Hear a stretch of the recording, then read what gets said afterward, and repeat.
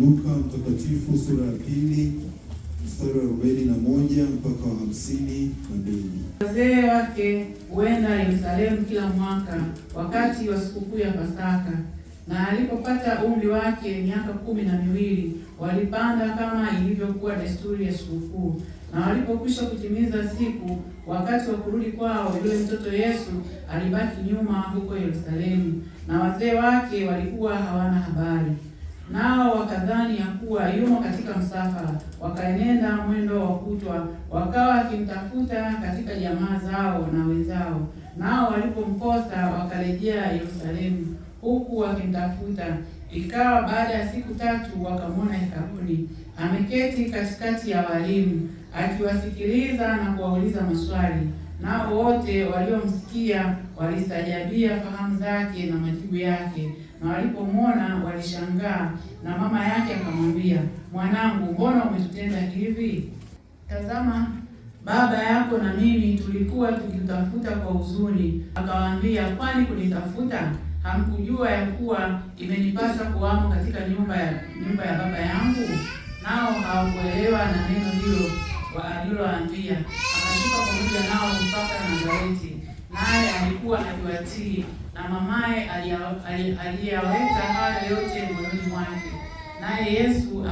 Naye Yesu akazidi kuendelea hekima na kimo, akimpendeza Mungu na wanadamu. Hili ndilo neno la Mungu.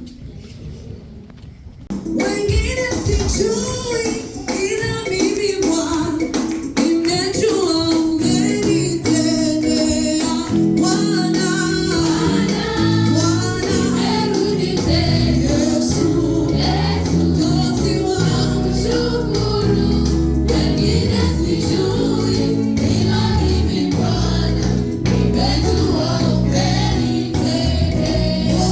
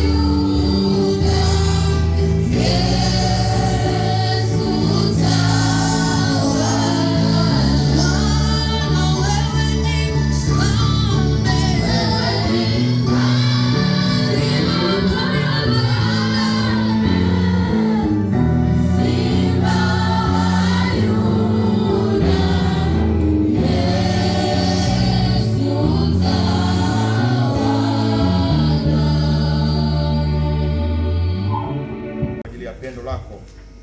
Asante kutupa siku ya leo kama zawadi, na kuomba uwe katikati yetu tunapoanza kutafakari neno. Wewe Bwana utuongoze na kutia nguvu na kuimarisha. Naomba na kuamini katika jina la Yesu.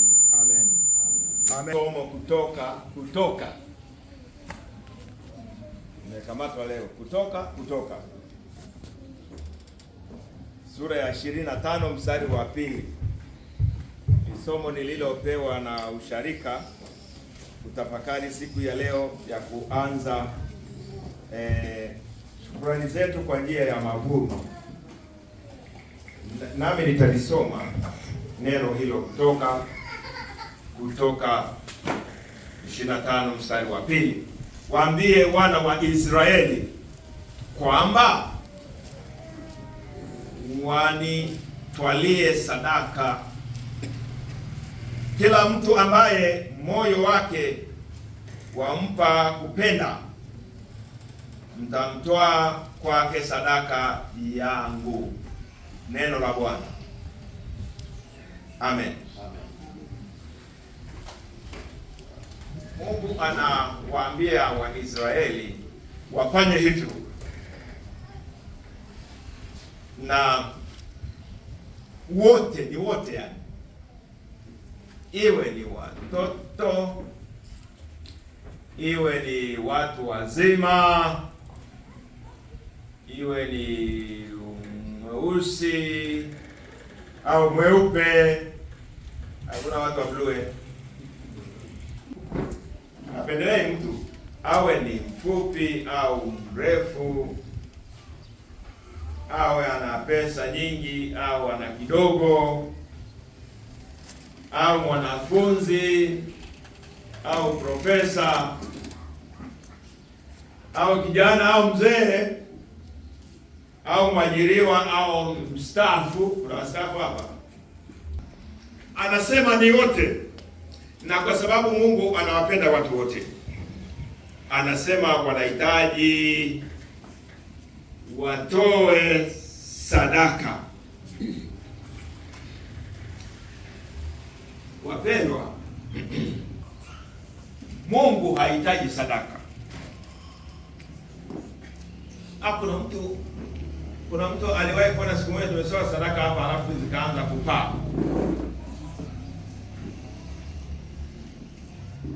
Tena zamani za Ponto Pilato ilikuwa ni hatari kabisa, kwa sababu ukitoa sadaka tunazichoma hapa.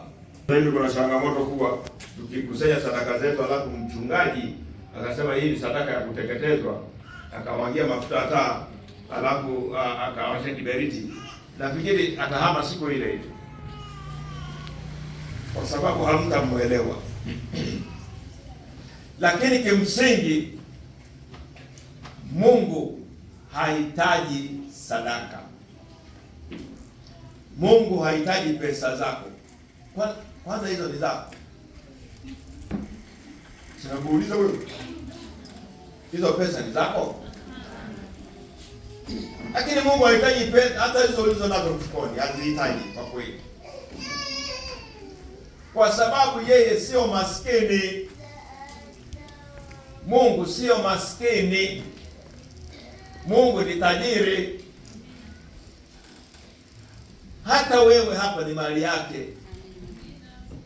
Yapo na madhahabu ambayo mwanadamu hajayaona yamekaa wapi, ni ya kwake. Zipo sehemu ambapo wanadamu wamechunguza kule juu, sijui kuna sayari mbalimbali. Zipo sayari zingine hawazijua, kwa sababu akili ya mwanadamu kwa Mungu ni upumbavu wake. Maanake mwanadamu yule mjanja kuliko wote, ndio upumbavu wa Mungu unapoanzia kwenda juu yake basi. Kwa sababu hata mali zingine zilizoko duniani mwanadamu hajaweza kuzigundua. Hivyo Mungu sio maskini.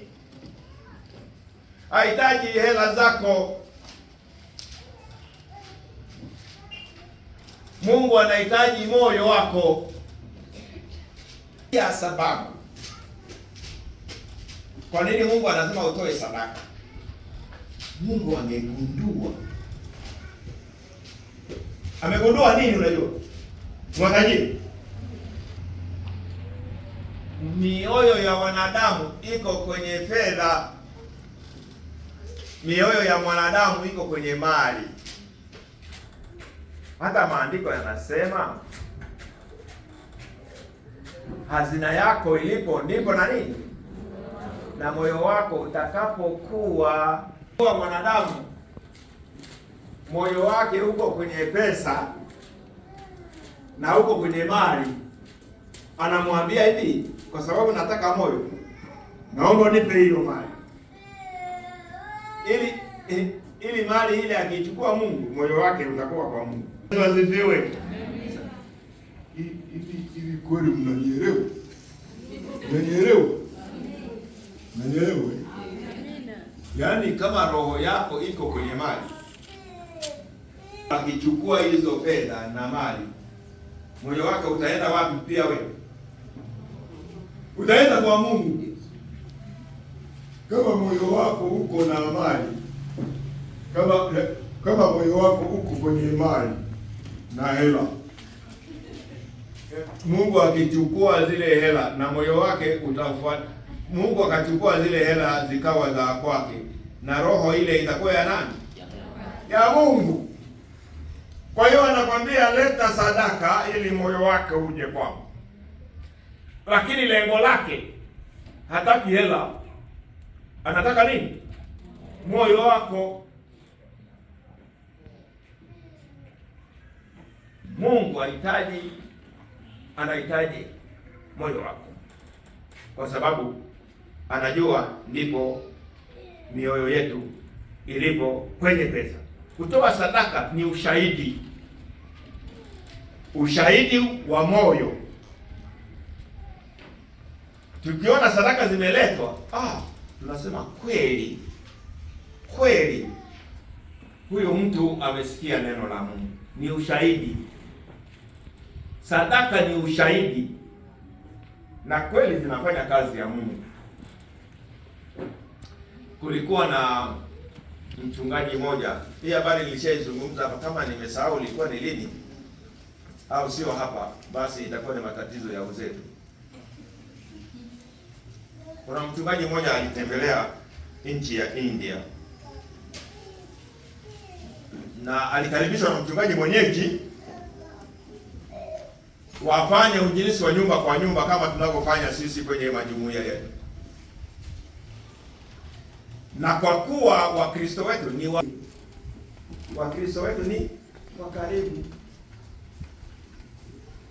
na alipanga ratiba kwamba tutatembea nyumba kwa nyumba jumuiya. Na kwa sababu Wakristo wetu ni wakarimu, aliogopa kwamba huyu mgeni na mchungaji asipoweka utaratibu, uinjilisti hautafanyika, kwa sababu kila nyumba akiingia atakula, nyumba ya pili atakula, kula mpaka kumaliza nyumba za siku ile atakuwa amevimbiwa. Kwa hiyo akaweka utaratibu mzuri tu kwamba jamani, siku ya kwanza kutakuwa mtaa fulani, na wengine msipike chakula, kama mnapika ni chenu tu chakula, lakini mgeni akija aseme ujumbe, ila nyumba ya mwisho mpange kwamba nyumba ya fulani itakuwa ya mwisho, na yeye andae chakula, kwa sababu tumba la mgeni ni moja tu. Basi atakula siku ile mlo mmoja, itakuwa inatosha.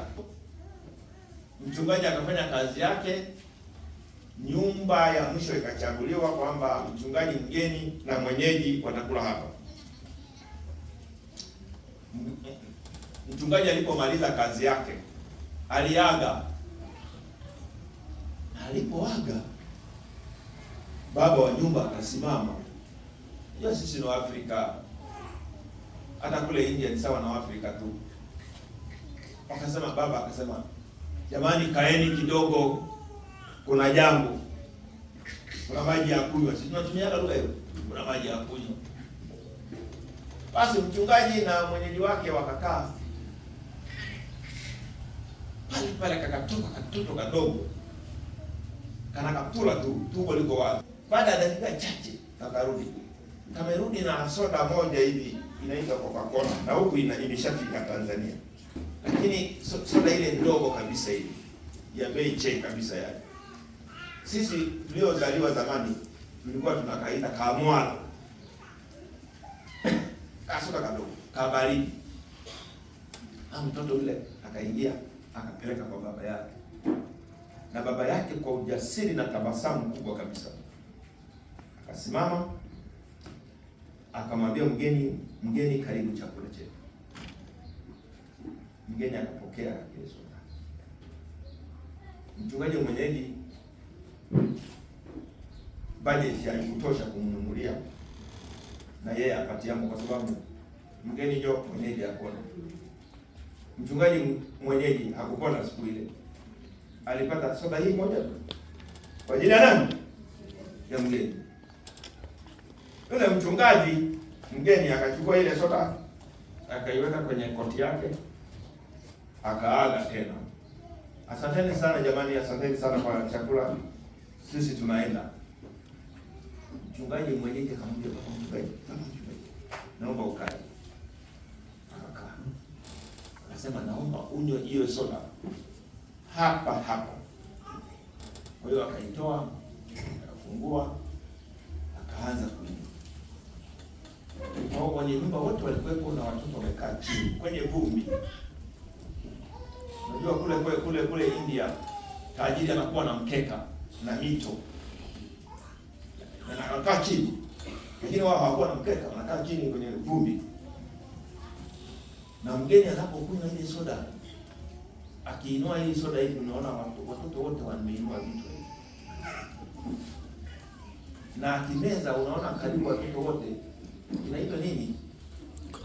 Sisi kwetu kule zamani kwetu kule kinachochukuaga ugali. Tulikuwa tunakiita kwetu kilugha kisuka ugali. Yaani kinacheza. Yaani na wenyewe ni kama wamemeza mate. Tena mate makavu. Mchungaji akasimama akaaga tena. Bila wakati anakunywa, watoto sio kwamba walikuwa wamenuna, walikuwa wanatabasamu. Wakubwa kwa wadogo walikuwa wanatabasamu. Kwa nini walikuwa wanatabasamu? Kwamba tumeweza kumkarimu mgeni. Yaani walikuwa na furaha ya juu kwa sababu waliambizana pale nyumbani.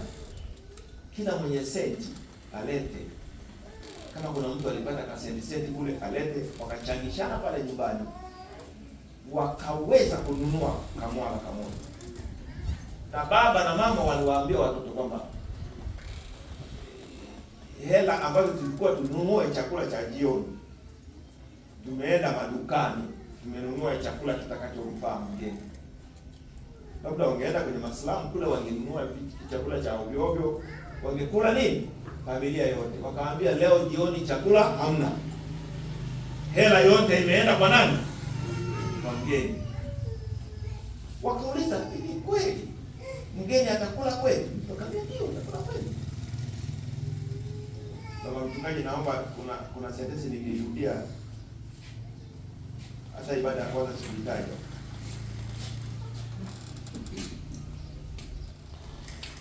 Wiki iliyopita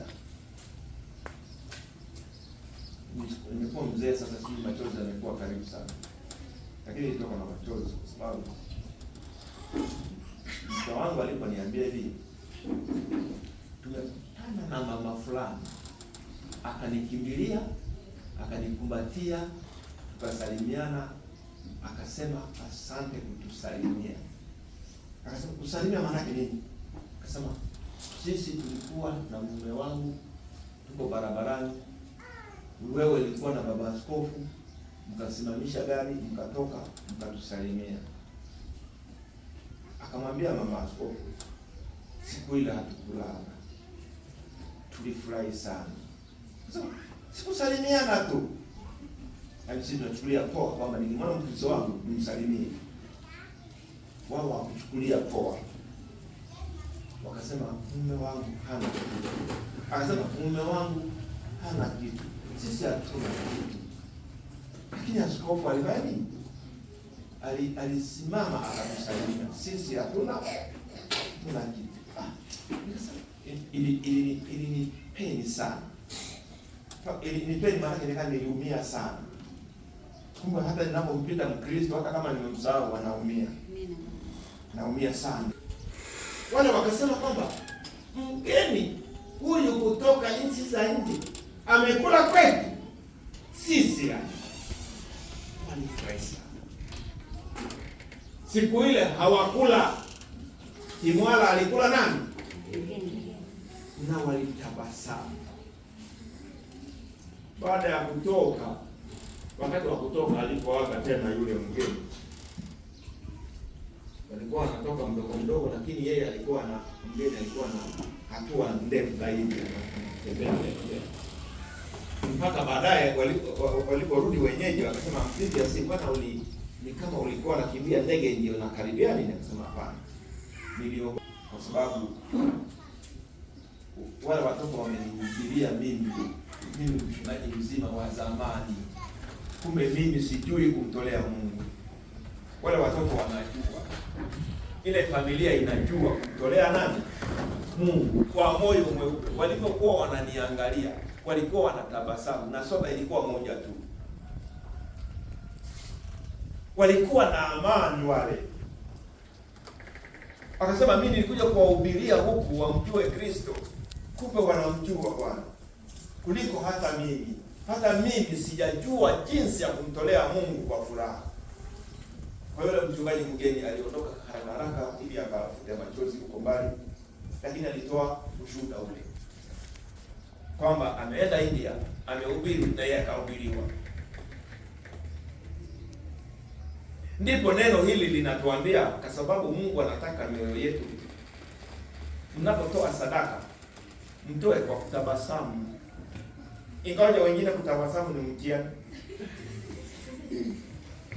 Wengine hawajazaliwa hivyo, lakini mioyo basi itabasamu. Mtoe sadaka kwa kufurahi, kwa kuwa na amani. Labda niseme neno gumu kidogo, baba mchungaji, kusema acha kutoa sadaka. Kiingereza wanasema stop, si ndio? Sasa mimi nasema hivi, stop. Kutoa, labda nitumie neno kutoa, sio mbaya sana. Kutoa.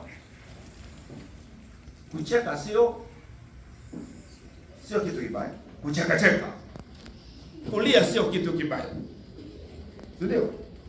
Ile kulia. Na mimi nawaambia muache kutoa sadaka. Mpaka moyo wako uwe na hiari.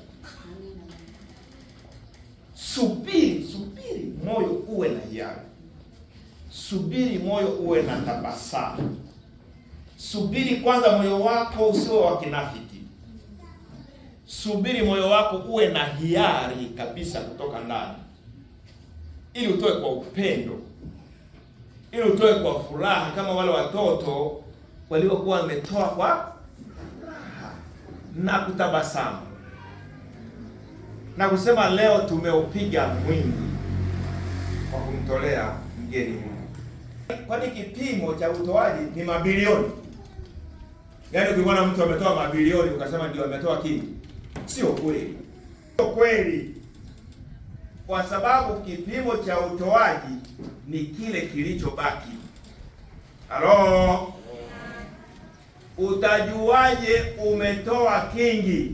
Unaangalia ulichobakisha nyumbani au kwenye mfuko au benki. Mungu kingi au kidogo. Kwa hiyo kutoa kingi sio malinganisho ya mtu aliyesema nimetoa milioni 8. Alafu ukamcheka mtu aliyetoa buku. Inawezekana dada yetu na binti yetu, kijana wetu, baba yetu alitoa buku, lakini akiangalia mfukoni hana senti hata moja. Kipimo cha utoaji wetu sio wingi wa mapesa yanayosomwa kwenye usharika, lakini ni kile ulichokubakisha nyumbani, ndio kipimo chake. Kwa hiyo tunaweza kukiri kwamba yule mama mjane aliwashinda wenzake kwa sababu ya kipimo hicho. Wa kule India walipokuwa na tabasamu wametoa kimwala, nyumbani walibakisha nini? Hawakuwa na kitu. Yule mama aliyetengeneza unga kwa mgeni ili wafe na mjukuu wake, walibakisha ngapi kule ndani? Hamna kitu. Ndio changamoto na swali letu kubwa. Kipimo cha kuwa nimetoa sana ni kile ulichokibakisha. Bwana wetu Yesu Kristo alitolewa sadaka na Baba yake.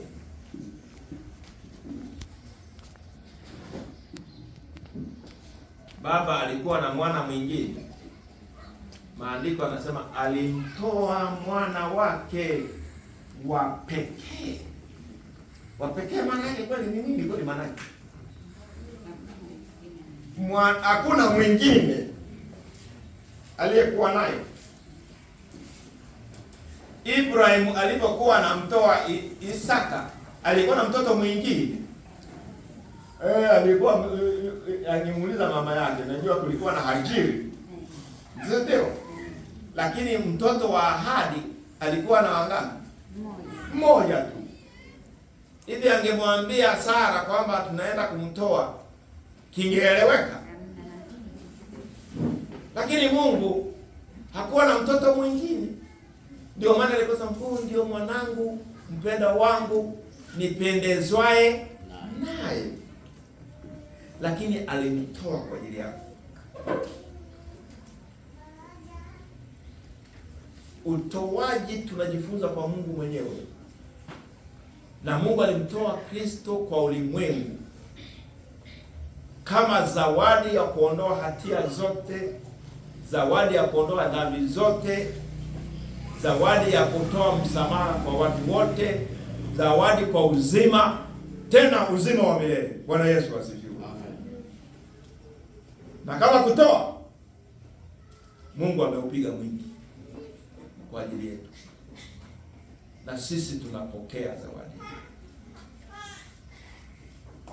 Hivyo sadaka zetu ni ushahidi, lakini Mungu atusaidie kupokea zawadi yake Kristo, hata atakapotoa mwili wake na damu yake kwa ajili yako kwa ondoleo la dhambi. Na Mungu akubariki. Katika jina la Baba na Mwana na Roho Mtakatifu. Amen. Baba, tunakushukuru, tunalihimidi jina lako kwa pendo lako. Toa mwana wako pekee Yesu Kristo mwokozi wetu kwa ajili ya zawadi ya ulimwengu. Na kuomba zawadi hii idumu mwetu, ili Bwana tuendelee kutegemea katika Kristo mwokozi wetu. Amen.